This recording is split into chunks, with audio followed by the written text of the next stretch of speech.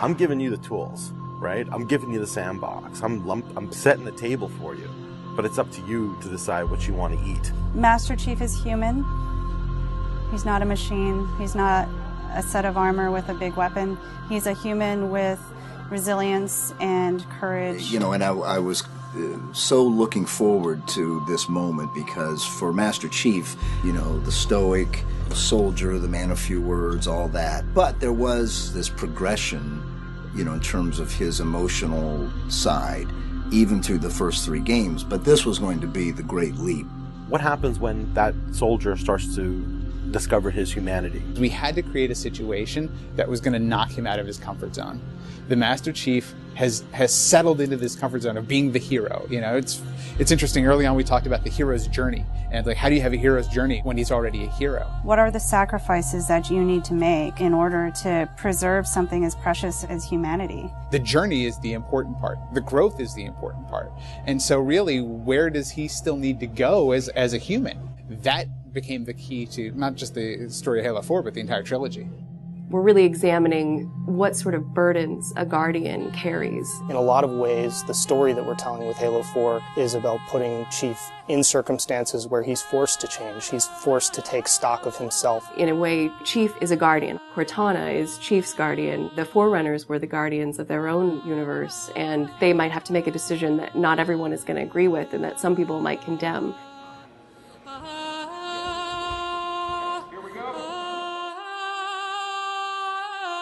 It's almost like you're a little kid and you're just playing make-believe again. So you imagine everything. The table's here. The plinth for Cortana is here. There's a window here. Ready, go.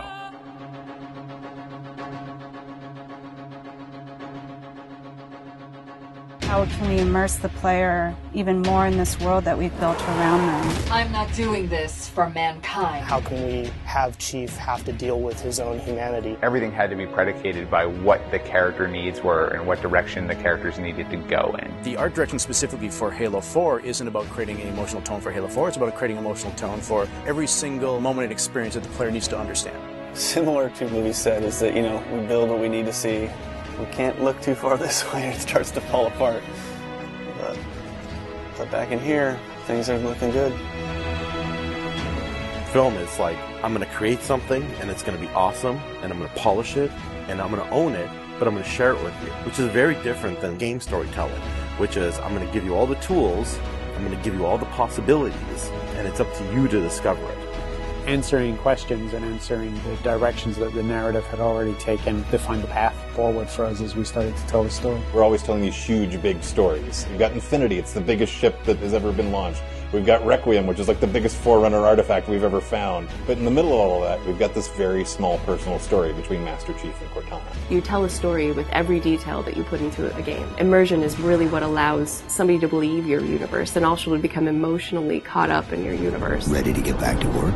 I thought you'd never ask. How do we make sure the sights and the sounds and the things that they're feeling as a player inhabiting that suit really comes through more clearly? And you know, technology has allowed us to do that with much higher fidelity than back in the CE days.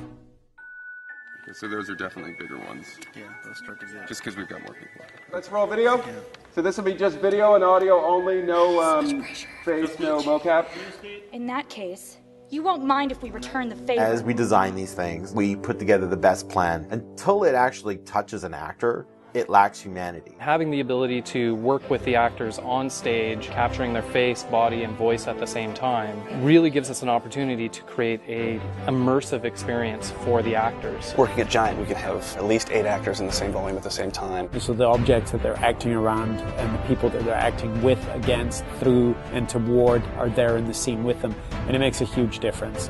We sent out a breakdown for the characters and how we wanted them to feel. We ended up getting 80 or 90 submissions back through our casting team. Casting for the Master Chief is tough. You need a performer that has a really raw physicality to him, and yet he has to, within the confines of this suit, be able to relate and relay emotion. I like to express myself. I freely do it. I wholly do it. I enjoy it.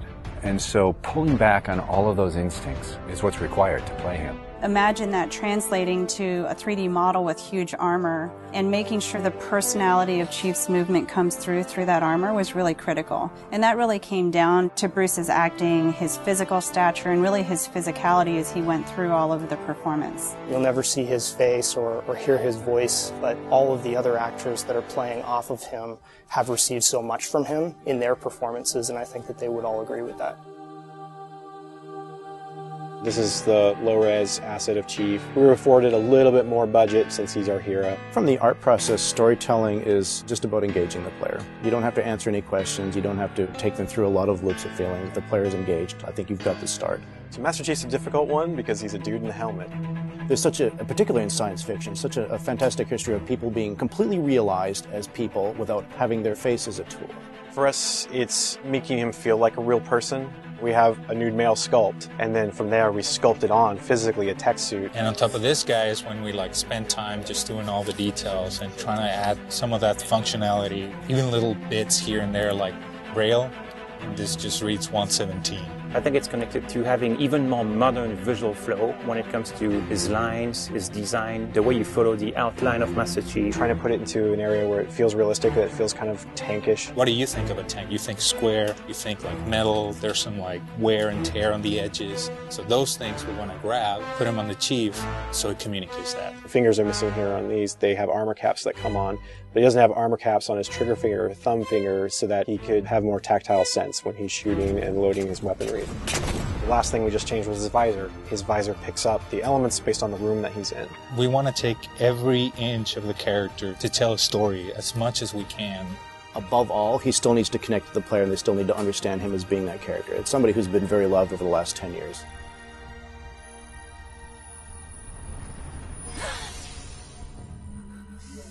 The irony here, right, is that we have a character who's not human at all in Cortana. I was put into service 8 years ago. She is the most human character that we have in the story. Right? She's struggling with her own mortality.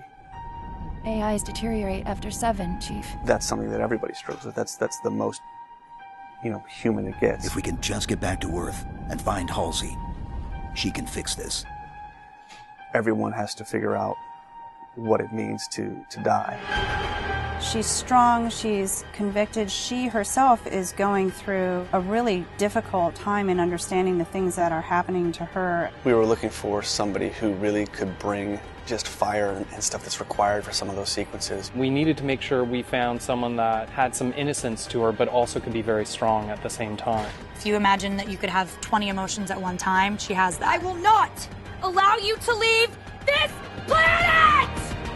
She's really the heart of the game and the heart of Master Chief, and explains what's going on and why it's a problem. I didn't mean to. I didn't mean to do that. Cortana is certainly our biggest human connection, I think, with the entire story. How can we see these subtle details in her facial structure? It's the Forerunner symbol for Reclaimer. So this is the baseline where we started from Cortana, and then we go through and tweak and modify, having all these different elements moving throughout her that make her feel alive constantly. We wanted to make it to where you could have code flow lines start from every digit from her toes to her hands, and then be able to flow all the way up into her head. What you experience is her taking care of you as a player from a gameplay perspective, but I think you also start to get a sense of how she takes care of the human side of Chief. Wake me when you need me. They spotted us! Bringing Jen and Steve in and having them layer their voices over the character performances in the cinematics, that just brought the whole experience together. You look at just the number of lines that the Chief has had over the course of the franchise, and it's not a lot. How much firepower would you need? And yet people will immediately call you out on the Master Chief's voice being something very distinctive and important to them. The funny thing is that they've had this off-screen chemistry because they didn't actually meet until last year. Not only is this the first time they've ever sat together on a panel, this is the first time they've ever been in the same room or even met. So seeing them meet and seeing them have that chemistry in real life and seeing how they acted together in scenes just felt like we just missed this opportunity for all these years to actually get them together and get something even more memorable and more exciting out of them. In the beginning, they were great choices for those characters. Steve has this very stoic personality that comes through in his few words. The same way Jen's voice is confident and it's strong, but it can also be playful. You do know you don't have to wait until the last minute just to impress me, right? In many ways, Halo 4 is the first act. We want a player to be able to ask themselves what it is to be a hero. Is the sacrifice worth it? I often think of him as like Atlas, you know, like he's got the weight of the world on his shoulders all the time. Chief and Cortana are the same person, but she has always been the reflection of his humanity. People don't play Halo to watch a soap opera, and yet you don't want to just be kind of pulp. To me, it's a natural progression of this story, and it takes this relationship to the place it should go to.